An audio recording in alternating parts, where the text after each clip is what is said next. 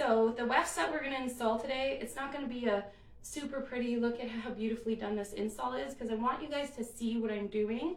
So I picked a lighter hair mannequin from my salon and darker wefts so you can see exactly how I'm sewing in. I'm going to start with our base row before we put these on. One of the ways I like to make sure that my wefts are going to be even is I like to map it out before I put it in. I've also already taken her section. This is a one row placement, so this is going to give you more body. This is for a client who's not necessarily looking for a ton of length. They might have shorter hair and just want more volume, or they already have the length and just need more volume. So you would do one row. You could do anywhere from 2 to 4 wefts on a row, depending on your client's density. So a way I like to make sure it's mapped out and is going to sit properly, if I had my mirror, I've already kind of done it here. I would put this here and I ask the client to pull the hair forward. So you can see if it's sitting with their natural part and how they like to part their hair, and if it's gonna blend in. And with her, this is where I chose. How I like to know where to start and stop my beaded row baseline is these little clips right here. I use them and pin them down as a point to anchor where I'm stopping and starting. So I'm gonna bring this over. Or actually, Yaz, can you come close to me? And then we'll show them this. So this is my anchor, and this is so I know where I'm starting my row on this side and stopping my row on that side. And that's how we're gonna start. Also, these are called hand-tied wefts. I use Folocally hair extensions. They're a beautiful, local, ethically sourced company, so it's good quality hair, and we know that it's ethically sourced because we don't want to promote any harm against women. So you want to look for this little thing that's sticking up right here. That is called a mustache. So because they're actually hand tied, there's little knots all the way across. It's hand tied right on there, hand sewn, so that it's more secure and you'll get less shedding. These extensions will last your client up to 11 months. And they also are super micro fine, so it blends. If it's the same color, it will blend perfectly and look very natural for them.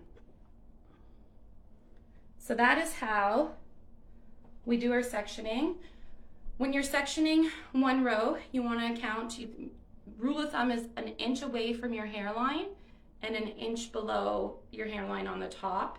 If you're unsure, because it looks sparse, you can always take your Lonza tail comb and you can bend the hair back. If you see the metal through, then it's too thin. So you can see here I have nice dense coverage, so she's not gonna see that weft at all. Okay, so we'll get into the nitty-gritty of this. What you need to sew in hand-tied extensions are crochet hooks. A polyester thread is best because it can get wet and not get moldy in the hair. Cotton stuff can tend to keep a hold of some of the moisture and can cause molds and fungus, so we don't want to do that, so I highly recommend polyester. This is my crochet hook, and this is my base row line I got for you today. It's going to be recommended about an arm's length to make it go around the head and around your beads. And you want to keep a couple inches of thread on each end so that you have something to tie your weft off with. So we're going to get right into it. We do have one question from Tammy. Okay. She says, hello, love your work. Oh, thanks, Tammy. And she's asking, how long have you been doing extensions? I've been doing extensions probably my whole career, on and off. And the beaded row extensions I got really interested in right before the pandemic hit. So really fully into them and doing them on a weekly basis at the salon. Doing the hand tied for a year, but I started learning and training on them while we were closed, so I didn't go crazy. Okay, so when you're doing your sectioning for your base row, you want to take again into account your client's density, and you want to take nice inch wide sections. Can you see that, Yaz? Mm-hmm. So it's about 1 inch. And if you take one of your beads, so these are regular extension beads that have the silicone on the inside, so when you clamp it, your section should not really be wider than your bead. See? I don't know if you can see that between my big fingers and my beautiful long claws. And this is how you're going to start your row.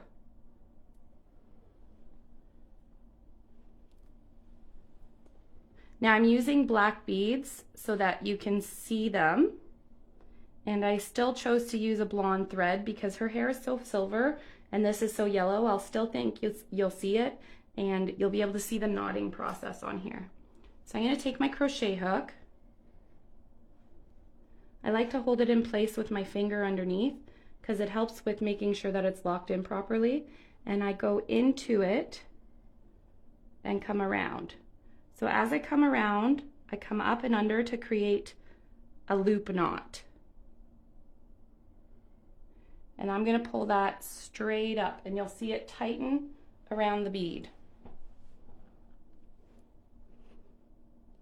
And we have to, the first one takes a little bit longer because it's the full length of your string. And we're going to pull that up as high as we think we need. And again, we're leaving some string here so that we can tie that off. So now that I don't need this anymore, I'm going to use that to hold that string up and out of place. So now that I have my loop knot, base knot in, I'm going to take my clamps and I'm going to go in, bend forward because that's going to ensure that you're not too close to the scalp and not creating too much tension so that it's hurting your client. And you're just going to clamp it nice and firmly closed. And there you go. You got your first knot to start your base row. And I just like to give it an extra pull and make sure that's nice and tight. So see on the black bead, you can see that nice blonde hair, that nice blonde piece, and it just creates that knot right there. Okay, so we're going to continue doing those loop knots all the way around. Keeping the sections the same length. And I have found sometimes you end up going a little bit less than 1 inch. Most people, when you reach the curvatures of their head and the corners at the back, will have corners, and they tend to be a little bit more dense. So I will keep the length this way the same so that it has the same density, but I'll bring it in just a little bit less than 1 inch so that it doesn't put more hair than is needed in the bead. Because the whole point of it is matching density to the client. And if you put too much hair in the bead, it's too much stress on the root and too much weight on the root, and that's when damage can be done. So see how nice that pulls through with tension, but it doesn't stop? That's showing you that you got a really nice amount of hair in your bead. So one of the ways I like to keep everything above clean and out of my way, because clean sections really truly are the best way to keep this from getting messy, is I like to comb it all up first, and I actually use Lonza's brush through hairspray, because once I pull it back down, I can just break right through it to do my styling. And that's how I keep the little hairs from coming down. These lovely little Velcro slides are great. And then I still will even anchor them with long, thin sectioning clips just to keep those hairs out of my way. And making sure that tension there is nice and strong, because this is what makes it a much healthier option for the hair, because when we sew it in, we're actually using this tension to support the weft. So there's not as much tension being put onto the hair, which is great. So you're going to continue to do this all the way around. So, like I said, the one reason I love our hair brand that we use at my salon is because it's local, so we have fast turnaround time.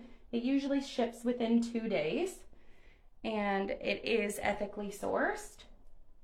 And I find that really goes along with our brand with Wanza, and I think it's important to be considerate that way when we're using human hair. So some of the ways we keep this luxurious, expensive hair, because it is, when it is ethically sourced, it's going to be more expensive, but you know you're not helping in damaging people or helping with the human trafficking trade. So it is costing your client more money. So some of the way I like to keep the hair healthy as I do it is by getting them to use a lot of our take-home salon treatments. We love the blonde line for the extensions, because most extensions, if you know the process of how they're colored and made, they're colored and made with extensive bleaching and sanitizing. So the hair, before it's colored, even on darker extensions, has gone through quite an extensive lighting, sanitizing, and bleaching phase. So what we like to do is give our extension clients the blonde repair line, because it's just going to repair all the damage that was done even underneath the dark colors already. And hand sewing and thinking about what I'm saying is not as easy as I thought it was going to be. So the blonde repair leave-in treatment is a great option because it's a powerful rebuilding agent for your bonds. Yes, can you just step a little bit to the right, please? Mm-hmm. And you can come right over top if they need to see my hands working on the beads a little bit better.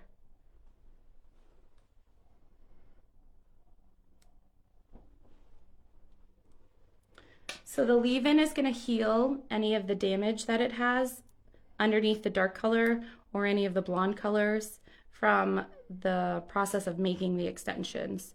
And it's gonna repair that because it has the Vita C Plus complex in it. And the Vita C Plus complex is made up of rosehip oil and orange peel extracts and amino acids, which is going to create moisture, and it's going to help rebuild those bonds and give strength. So it's a really great line to use if they have the full line. Most people, even if they're dark, usually have old blonde underneath.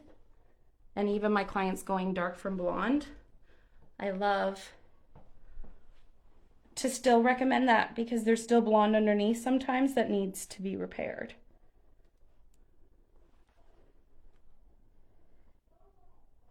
And some of the other ones we like to use, the full moisture line is great.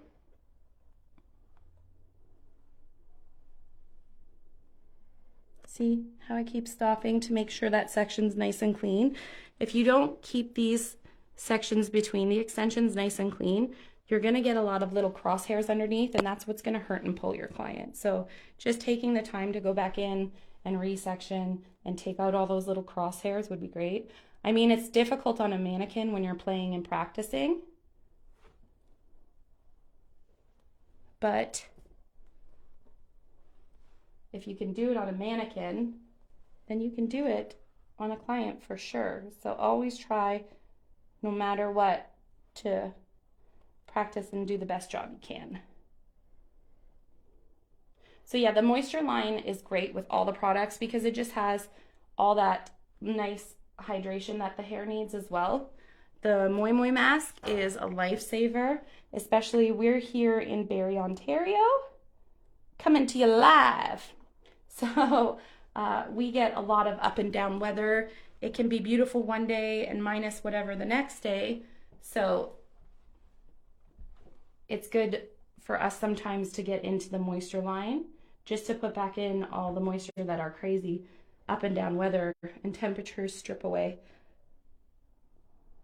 And plus, We do live right in the water, so we have a water treatment plant here to clarify it out, but that puts a lot of chemicals and things in it which can dry the hair out, so the moisture line is really great for that.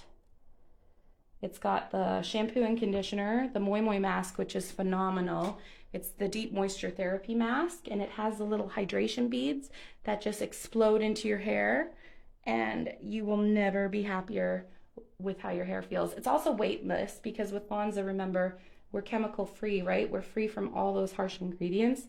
So even though some people are afraid of the word moisture because they feel like it's going to weigh their hair down, you'll actually feel that when your hair doesn't have buildup from the product on it, it's softer, bouncier, and it doesn't get weighed down at all. You'll actually get more body out of your hair.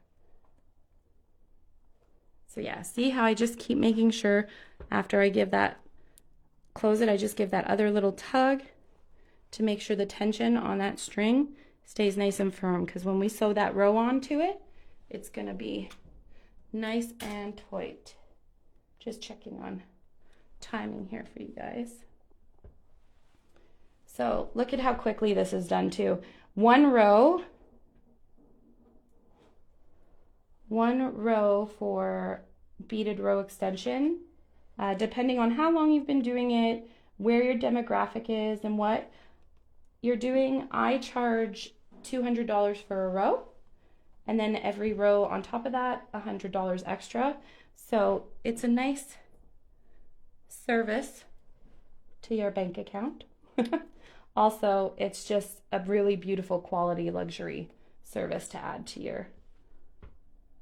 We do have a question coming in from Amy Perrin. Oh, hello, Amy. She's asking, is there any product you wouldn't recommend with extensions? In our line, I feel like you could probably recommend everything because again, it's free from. Just remember with extensions, they're going to want to wash their hair less. So I feel like sometimes less is more. However, depending on what they're using in their hair, because we're free from, there's really nothing that you wouldn't be able to. It's really to your discretion at that point and to what you think your client needs. If they were using a different line, then maybe that would be different. One thing I do love to tell them to use too on hair wash day is the dry shampoo, because I don't know if you notice our dry shampoo, I mean, if you spray it excessively, anything will build up, but it's much lighter than most of them and it's more of a preventative. So if they spray it in their root on hair wash day, they'll get longer out of their blow dry between.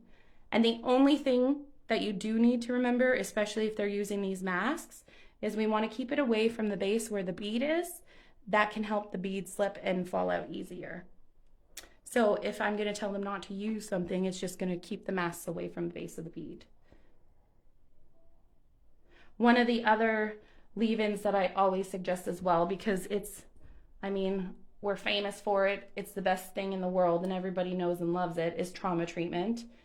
And you can't go wrong with trauma treatment. It's going to heal and repair, add shine, keep the color in it, because extensions do fade like our own hair fades. So you will have to update color, especially because these are like our brand. We can get the 11 months out of it. I've seen it happen with our clients, but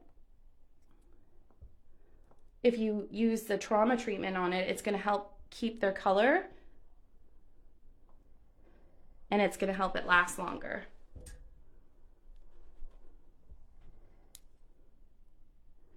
So we're coming to our last bead here, and you're just going to finish it the same way you started. Now, just for insurance purpose, because I've done this before and I've made the mistake, I don't like to cut my string away until I'm completely done.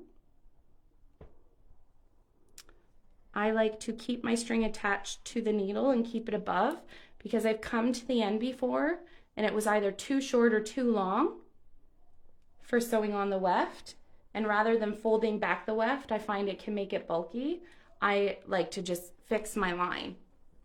And that's just a preference thing, because most people that do the wefts will teach you that you can fold them, and just from experience, I prefer to repair my line. Okay, we're making good timing here. So,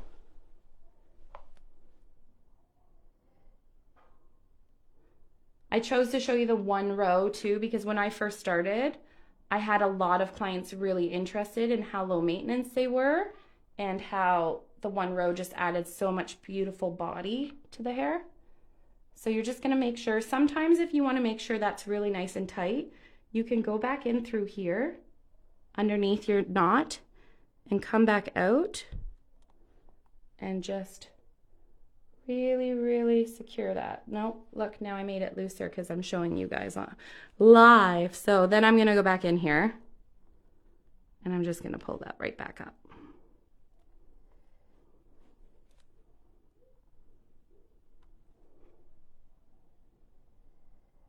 What treatments did we talk about? We talked about the Moi Moi mask and the moisture properties, and we talked about the blonde repair restorative leave-in. We talked about the trauma treatment. Oh, we can't forget the keratin healing oil. The keratin healing oil is beautiful, and it's going to help with your smoothing and your blow drying. It's also a great one to tell them to use every morning and every night.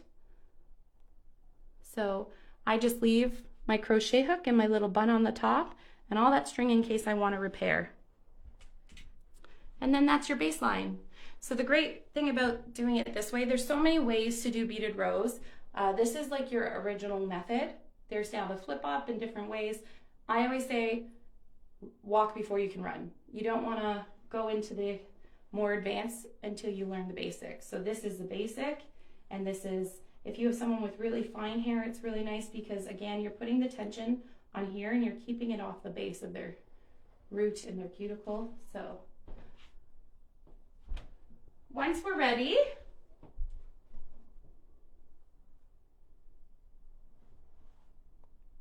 we make sure, I always double, triple check, because if that hair mustache we talked about earlier is down, yeah, see I had it down on that one. It's so itchy for your client. So you're gonna take your corners, make sure your mustache is up and away from their head, because if it's down, it's gonna poke into their head and it's gonna be very, very itchy. So you're gonna line it up and we're gonna anchor it now with all of our little sectioning clips to our line. So I'm gonna match it right to the corner of our section there. And I'm gonna anchor it with our little setting clips. And we're gonna make like a triangle where they cross each other so it doesn't move. And then I'm gonna go in between every bead and attach it to the string. And that is so that you know that it is in the middle of your bead, because you actually don't want to sew around your bead. You want to be right beside each bead.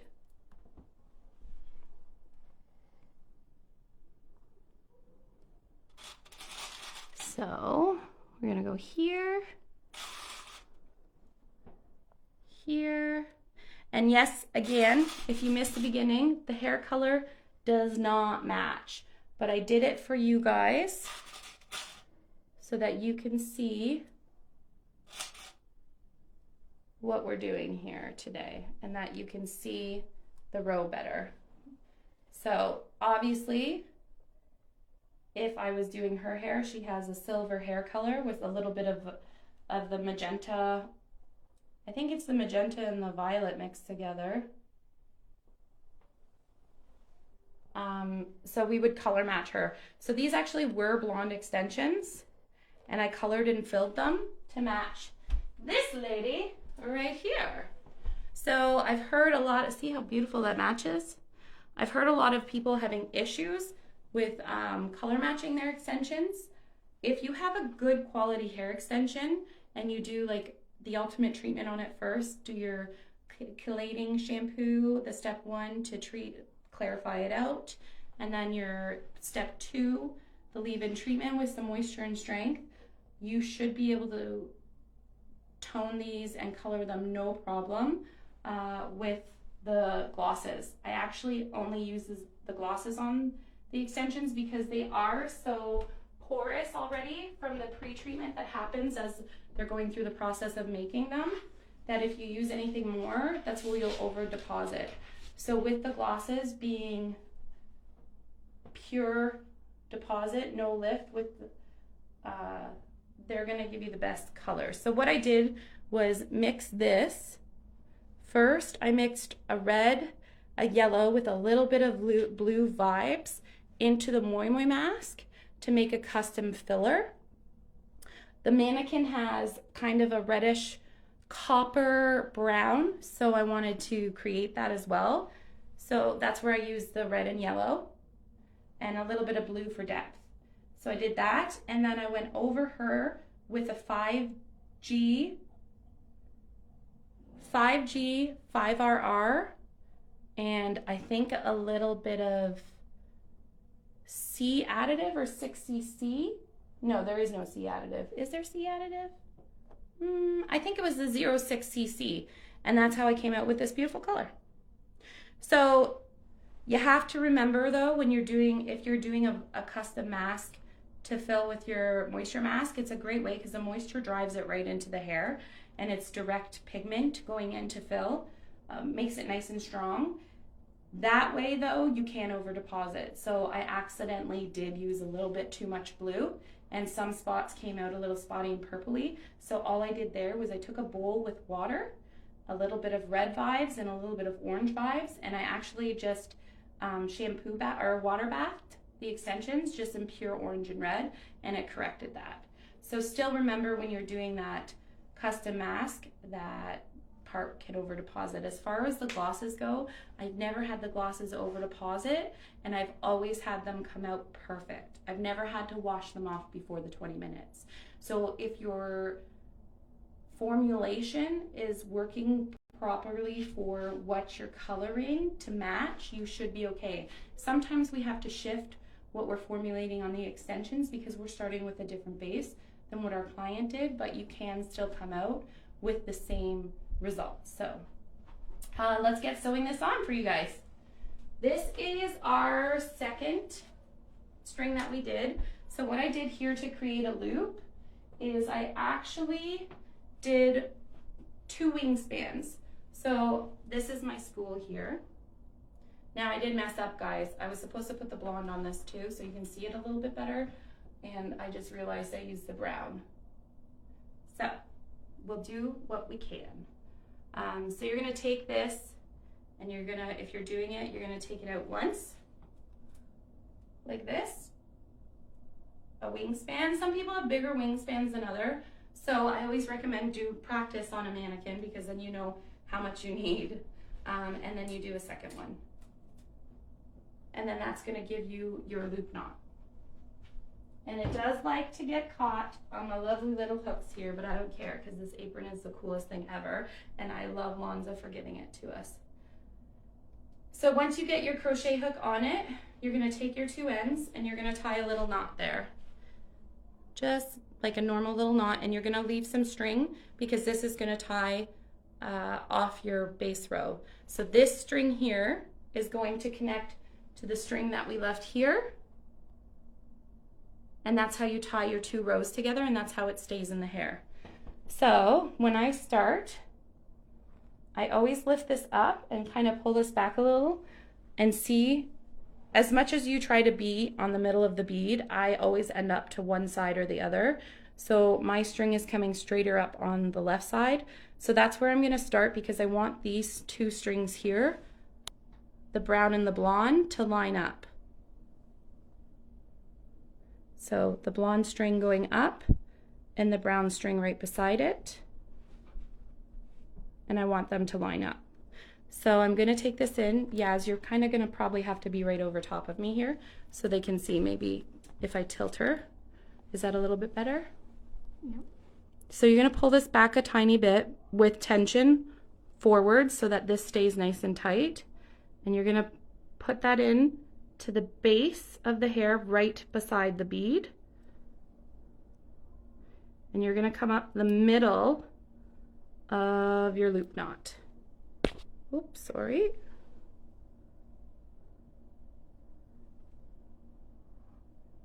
the string can tend to want to twist and bend. That's normal. So see, now I've come to the top and the string has stopped moving. So we're going to tuck that up with our other one because we're going to tie those two off together. So now I'm going to come in and I'm going to go on the other side of my loop knot. Do you guys have any questions about how I started this? And I just try to keep my finger in the center because it does like to pull unevenly, and then that way you don't have one side of the string that's longer than the other.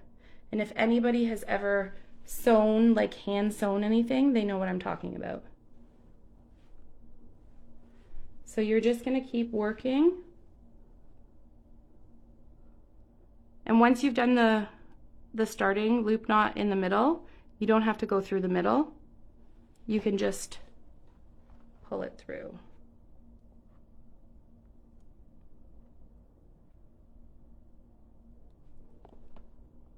Is anybody watching already doing these in the salon? And you work all the way out to the end? Or is everyone just curious about it and how to get started with it and if it's something they could do?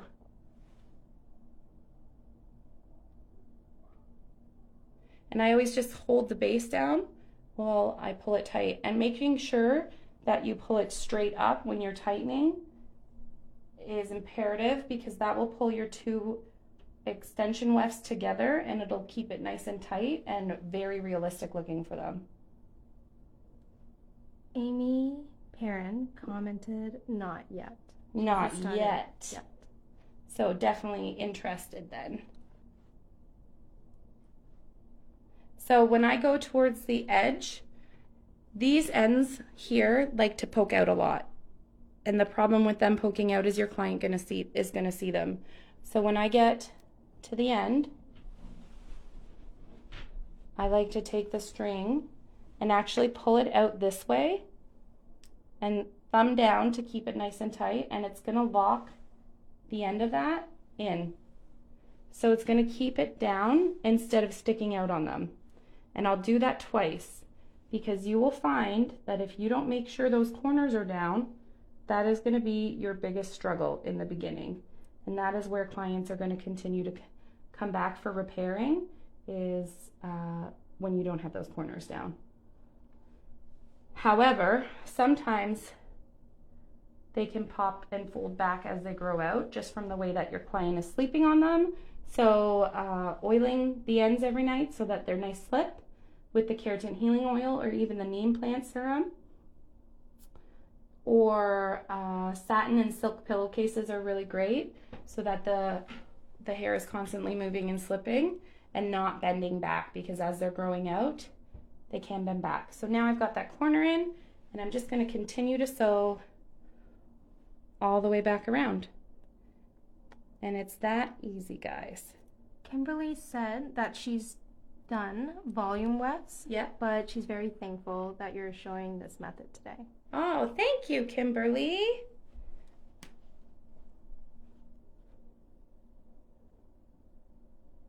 The great thing about coming on here and sharing as a community, because there is so many different ways to do it, we can learn little tips and tricks from everyone that kind of makes us come up with our own style and our own way of doing it.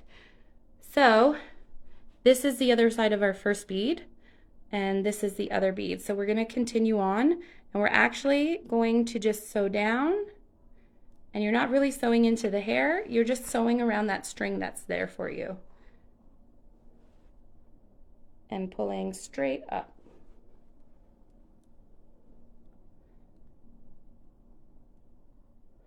So really kind of works that you end up on one side of each bead and one in the middle.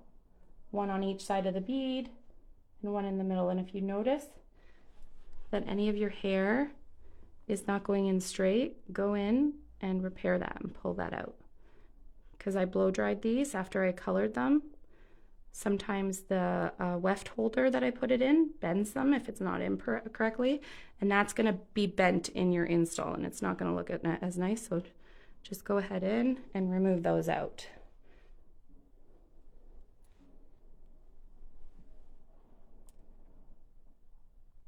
Another awesome trick that we have for the wefts, if you have someone that has a lot of wefts in because they have a lot of density, so they have a good 2 to 3 rows in there with say 4 to 6 wefts in there. I actually like to use the curly line leave-ins. I don't know if you guys have got to play with it much, but it is phenomenal and it's super hydrating. So it actually keeps your wefts really nice and hydrated. So we like to use those as well. And then obviously the whole keratin healing oil line is fantastic. Once I'm done with these sectioning clips, I put them up here because it just helps keep all those little crosshairs out.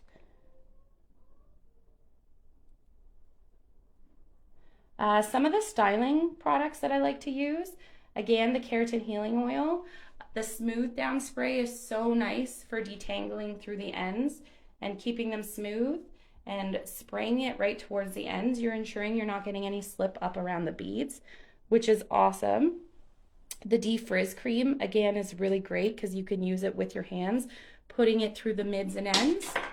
And it has all that beautiful repairing agents from the keratin healing oil system, one of our proprietary systems, and the extensions love them and will be very happy, and you'll get more longevity out of them. Our clients are noticing how lovely the products are making their hair feel and how it really is helping with the longevity of the weft, because again, using a beautiful luxurious hairline that is fair trade, you're going to spend more money on it. So being able to give my clients the best quality products as well as the best quality hair so that they can work together hand in hand is just an added bonus of being part of the Lanza family.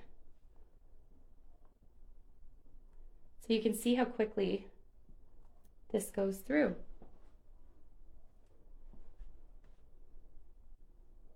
So yeah, definitely the Keratin Healing Oil Intensive Repair Mask is also one of the take-home masks that I love to recommend and sell to my clients, because it has the whole keratin healing system in the mask.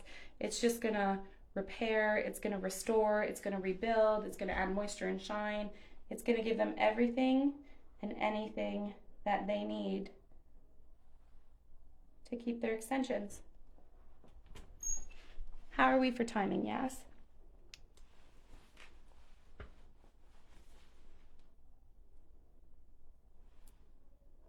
Okay, perfect. We have 5 minutes left. So I'm going to go ahead and I'm going to stop the row at this bead back here so that I can show you guys how to tie it off. So I'm going to go pretend that this is a corner. We're going to go to this side of the bead here and we're going to pull that up.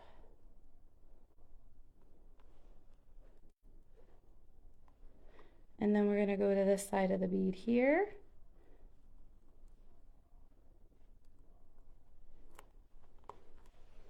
And we're going to go up, and I'm just going to leave this for a second, and I'm going to go back to the beginning and tie off the other side so you can see how that's done, because you do the same thing on each side. So I'm going to come back to where I originally started here, and I have my 2 strings.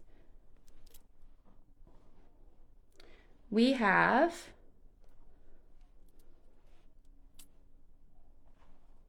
see, and this is what's so great about already having so many clips in the hair, you can get rid of all the extra hair. This was our base row that we sewed on with our beads, and then this is our sewing in row that we're sewing the weft in with. So we take them and we tie them together. And I like to do 3 or 4 because I like security and I want to make sure that's not coming out.